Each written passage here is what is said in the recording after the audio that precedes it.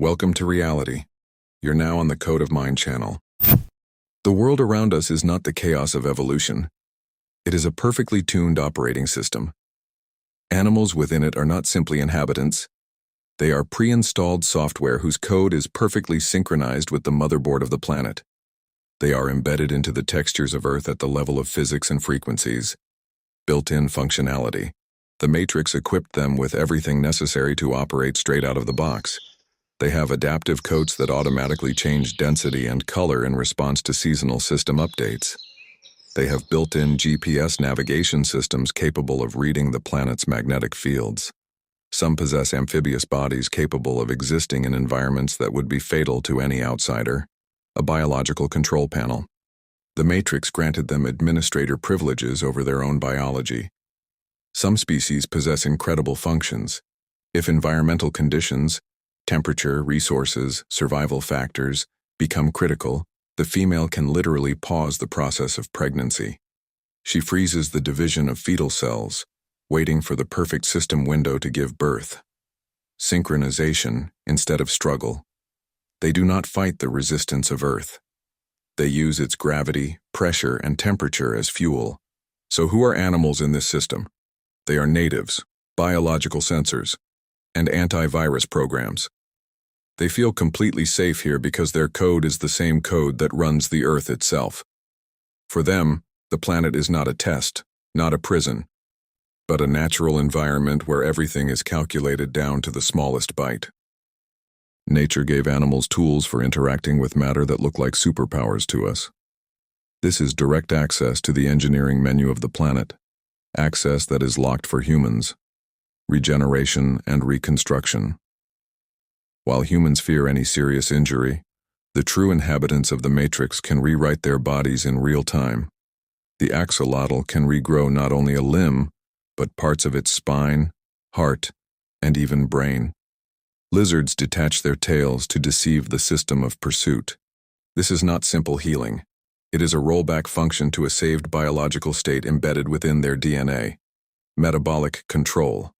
Certain creatures, like tardigrades or specific frog species, can enter a state of cryptobiosis, transforming into a dry crystal or even frozen form. They completely shut down energy consumption when the planetary server enters hibernation mode, winter or drought. They can remain in this state for decades and awaken within seconds when conditions become favorable again. The Matrix senses.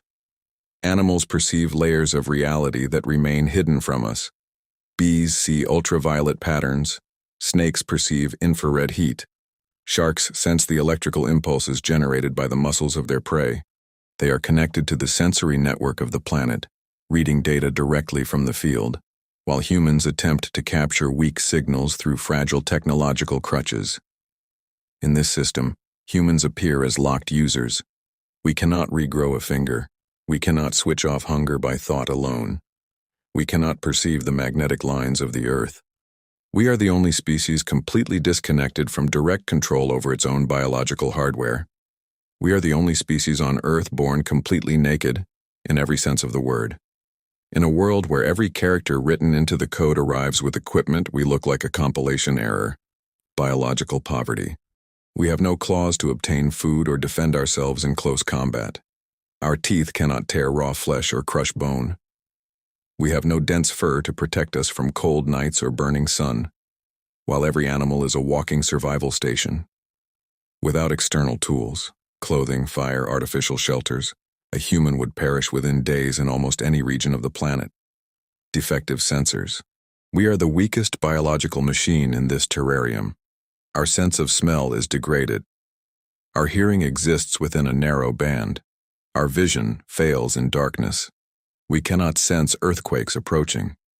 We cannot see the magnetic lines that guide birds across oceans. We are the only creatures whose offspring remain helpless for years, while a foal stands on its feet an hour after loading. An evolutionary failure? If we believe the official story of billions of years of evolution, why did it deprive only us so severely? Why, after such vast spans of time, did we fail to develop even primitive protection against this environment?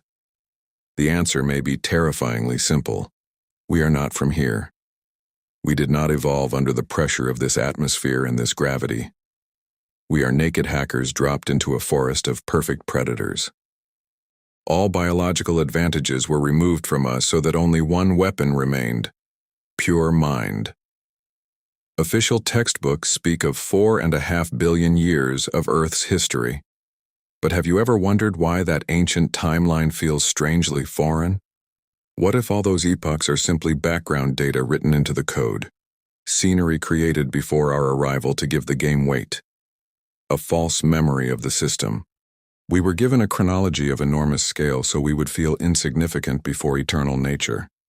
It is the perfect form of suppression. When you believe you are merely a random spark within billions of years of chaos, your will falls asleep. You are told that you are a guest in this ancient world. But what if the opposite is true? The effect of a fresh installation. If you ignore the textbooks and observe the facts, human civilization looks like a landing party dropped into an alien terrarium just yesterday. We are not woven into the soil like dinosaurs. We are not synchronized with planetary rhythms like ancient forests. We behave like colonizers who just stepped off a ship. We build cities that conflict with the landscape and technologies that the planet itself seems to reject. An artificial past. For a system to function correctly, it requires input data. Perhaps archaeological discoveries and geological layers are simply static data loaded at the same moment as us, so the simulation would possess logic and depth. We are not the result of a long evolutionary path. We are the main characters for whom this stage was prepared and artificially aged. We are consciousness placed inside a finished environment where time flows according to the rules of the matrix rather than the laws of the universe.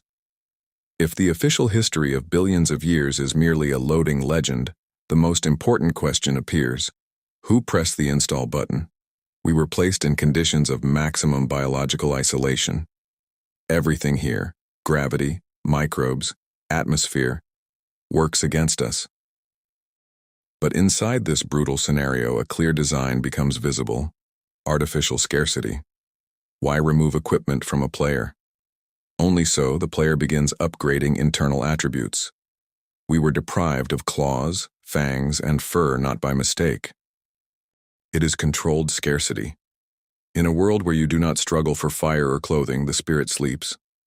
We were dropped naked into this terrarium to ignite creative intelligence, so that we stop relying on the body and begin using the mind as the only tool for hacking this reality. Prison of maximum security, or an incubator. We are here like a landing force dropped without equipment into the most extreme survival zone in the universe. For those standing behind the curtain, we might be prisoners undergoing harsh rehabilitation, or an elite unit of consciousness being trained on maximum difficulty. We were forced to suffer from cold and hunger, so that we would learn to bend matter to our will. Harvesting the energy. There is also a darker possibility. Perhaps the one who uploaded us here uses our minds as processors. While we struggle to survive, build shelter, organize life, and fight disease, we generate an enormous amount of psychic energy. We are prisoners whose intelligence powers the very complexity of the matrix itself. We are not random passers-by. We are the energy core locked inside a biological cage. Whoever designed this terrarium understood one thing perfectly. To make a god work, you must first turn him into a helpless mortal. Roles inside the system. If we examine the system objectively, the roles are distributed with suspicious precision. Animals are the staff. They are living scenery and self-regulating code that keeps the ecosystem functioning. They do not question the system. They simply maintain the hardware of the planet. Humans are the players. But who is the player? The most terrifying possibility? The most frightening and at the same time magnificent as truth may be this: the administrator and the prisoner are the same being. We are the gods themselves, the architects of reality. In a world where thought can create anything instantly, action loses its meaning. And so we created this matrix. We wrote the harsh gravity, the penetrating cold, the biological vulnerability. We consciously chose these fragile suits made of flesh and pressed the start button, activating the protocol of complete amnesia. But why? To play the game on ultra-hard mode. We are here to pass the greatest test possible. Can we remember who we truly are, while cornered, stripped of power, holding nothing but fear and pain? This terrarium is not punishment. It is an elite training ground. We voluntarily locked ourselves inside a cage to test whether the spark of the Creator can burn through the bars of a biological prison. We are not here to survive. We are here to wake up, to awaken at the exact moment when the system has completely convinced us of our insignificance. Why humans never fit this world. Humans will never fully fit into Earth's ecosystem for one simple reason. We are greater than this planet, our biological awkwardness, our eternal dissatisfaction, our feeling that something about this world is not quite right. These are not evolutionary defects. They are direct evidence of our non-terrestrial, non-biological origin. We are pure sparks of consciousness that were either forced or willingly locked into biological primate machines. Our body is merely a heavy, clumsy spacesuit designed for interacting with dense matter. But that suit is not who we are. We feel nostalgia for the stars and other dimensions because our true memory is blocked at the level of DNA, yet it still vibrates deep within the subconscious. The mission of awakening. The mistake most people make is trying to befriend the matrix, trying to become part of nature, trying to find peace and comfort. But our true task is not to fit into the terrarium. Our task is to hack it from the inside.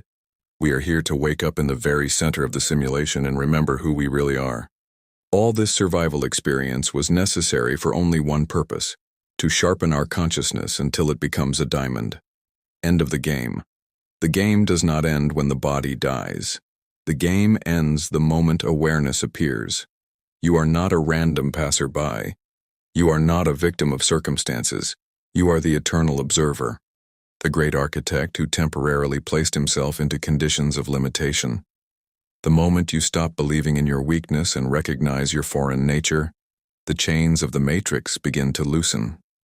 You are no longer a slave of biology. You are a visitor who entered the room, studied the script, and now knows where the exit is. Remember who you are. Thank you for being with me on this channel. I wish you the best possible branch of reality. Subscribe to the channel. See you in the next video. Take care.